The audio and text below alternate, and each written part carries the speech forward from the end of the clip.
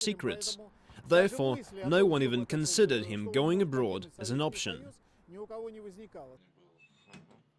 Yuri Rybakov is a well-known Soviet dissident. He first heard Sakharov's name in the 1970s while listening to radio broadcasts.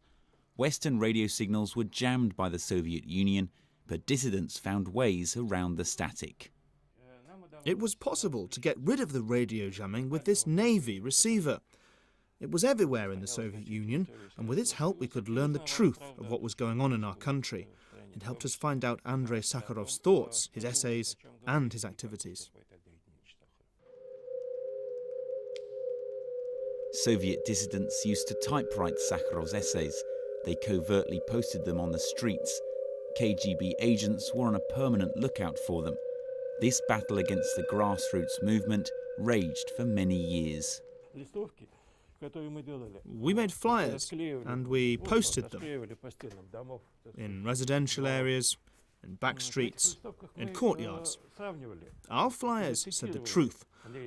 Sakharov himself was saying, and exposed the lies that the Soviet press started to publish about him. Gradually, human rights advocacy became Sakharov's main occupation. To a large extent, this helped him overcome the grief caused by the death of his first wife, who had succumbed to cancer. A few years later, Sakharov met Yelena Bonner at a dissident court trial. Yelena Bonner is an outstanding woman with a strong character, and she had a serious influence over Andrei Sakharov.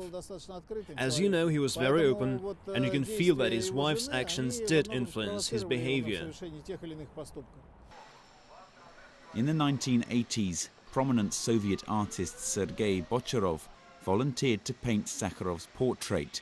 However, the work remained unfinished. He found the relationship in the Sakharov family so intriguing that he wanted to include Yelena Bonner because of her great influence over her husband. As we talked with Dr. Sakharov, I counted 7 slaps Bonner gave him. She did it every time. She didn't like something. And then I started to draw her. She was shocked. "Are you going to draw me too?" And I said, "Of course I am. I will only draw you because you have a tremendous influence over him." I showed her my sketch, and she tried to rip it out of my hands, and I actually had to run with it to save it from her. Sakharov took to heart any attack on his wife. The author of the notorious Soviet book CIA versus USSR, who took the liberty of making an offensive reference to Bonner, got a due response from Dr. Sakharov, and in public. Sakharov said, "First you should apologize to my wife in public." After his adversary refused, Sakharov came up to him and slapped him in the face, although not too hard. The man left, and Dr. Sakharov gleefully sent a telegram to his wife, "I slapped him."